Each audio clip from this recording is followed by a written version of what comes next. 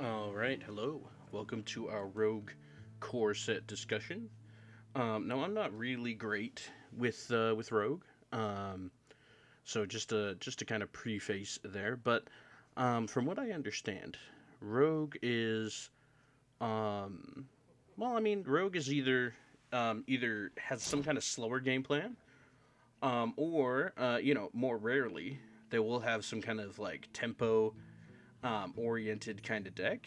Um, so here's my attempt. It's kind of a tempo deck with the free cards that everyone is given. We have um, Backstab, which is a really nice removal tool for 0 mana, which really lets you get ahead in the early game because you're not investing anything into it. We got Buccaneer, just a nice 1 mana 2/1 with a nice bonus effect, buffing any weapons you equip by 1 attack. Swashbuckler is just a nice 1/1 that replaces itself. You might get something really insane. You might get something absolutely unusable, but most of the time you'll get something pretty decent from its effect, giving you something else to play later in the game. And then we got Wargan Infiltrator, just a nice 1 mana 2/1 that can't be hit by your opponent until you attack. It can be hit by things like mass damage, like Consecration or things like that. But otherwise, it's a nice 1 mana 2/1. They can't attack it with minions. They can't target it with spells because it's stealthed. And so it at least guarantees that you'll be able to attack with it, and maybe even trade into an enemy minion. So that's kind of nice. Then we got Cold Blood. This is one of your win conditions. Is just kind of buffing something with Cold Blood and then having it hit the enemy in the face a few times.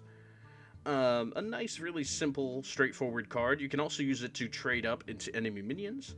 Get rid of enemy high value targets or things that will otherwise end the game for you.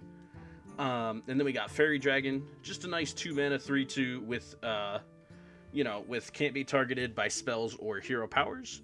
So again, kind of like the Wargan Infiltrator, it'll usually give you a chance to attack with it.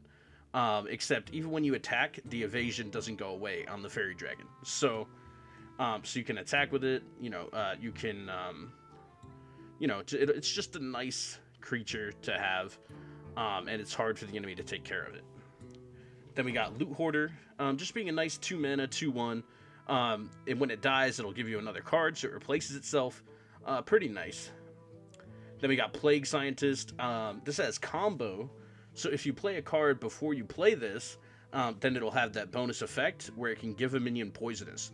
So that's actually huge because we have a lot of smaller minions in this deck, and we can utilize those smaller minions to trade into much bigger or much more intimidating creatures because we can give our guys poisonous on demand. So I thought that was a really cool card.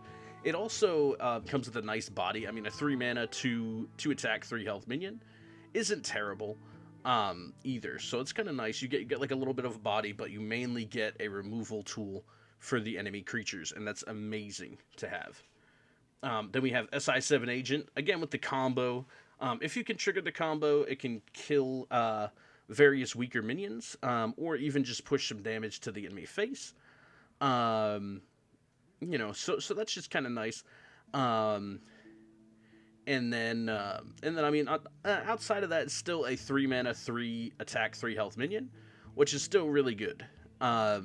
It's just a nice all around card, and usually you can hold it until you can trigger the combo, especially with so many cheap cards in our deck like Backstab, and the Buccaneer, etc., etc. So, yeah, very cool. Hopefully, you can trigger the combo when you need it with this deck. Then we have Tar Creeper.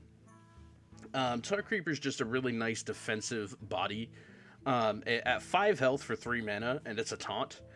It also has 3 attack, which is a really nice kind of. It's a really nice point to be at when you're trying to, block some enemy attacks, because at 3 damage or 3 attack, sorry, enemy creatures are going to be taking quite a bit of damage. It's not like it's 1 attack, something they can just laugh off. 3 attack is actually pretty substantial when it comes to minion combat. Um, And then on top of that, with its 5 health, it actually makes a really good cold blood target.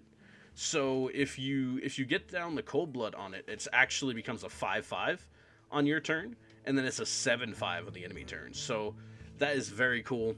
But yeah, having 5 health makes it really hard to remove. So cold blood being on your tar creeper is actually not the worst thing in the world. And it will make it a bigger target, but at the same time, it will let you do some really nice attacking and defending. Then we got Vulpera Scoundrel. This is just kind of a 3 mana, 2/3 battle cry. You can discover a spell or pick a mystery choice.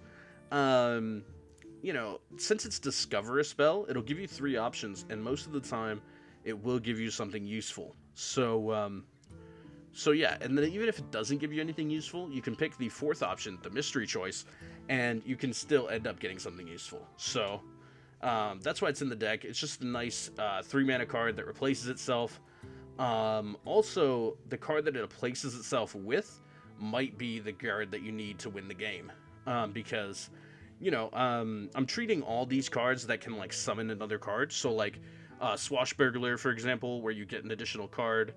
Vulpera Scoundrel, where you can just get another card. Hench Clan Burglar, where you can get another card. I'm treating those all as, like, potential win conditions, because you never know what you'll get. You can get something completely useless, but more often than not, you'll get something either really useful, or, like, at least somewhat useful.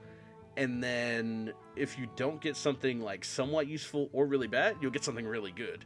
So the chances there that it will find us something to win the game with. Assassinate for 4 mana is just a nice way to be like, hey, you have that big creature on your side of the field, and now you don't. It's a nice kind of just get something off the board that you really need off the board. It can also get rid of taunts to help you push damage to face.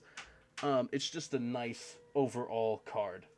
That being said, we're moving on to the last 2 cards. We got Azure Drake, a nice 5 mana 4/5. Draw a card. And then, so not only does it replace itself, but it also buffs your backstab in particular. So, or I mean, you could get a damaging spell off your other creatures as well. But the main synergy with Azure Drake is the backstab. So on turn 5, you can play the Azure Drake, and then you can get a 3 damage backstab instead of a 2 damage backstab. So that can make a difference. And then we have Cobalt Bane, the very last card of this particular deck. It says at the end of your turn, give another random friendly minion +3 attack. So it's just kind of a nice way to help close out games. If it can survive long enough, it will let you win the game. And I mean, we have much smaller minions in this deck. Things like Wargan Infiltrator, Swashbuckler, etc. That really benefit from this attack increase to be able to do anything. So being able to pressure the opponent is really important. And will end up letting us be able to win games. So thank you so much for watching, guys, and I will see you in the next video, hopefully making some more core set deck guides. So be sure to subscribe if you would like to see more of that, and I will see you in the next video. Thank you.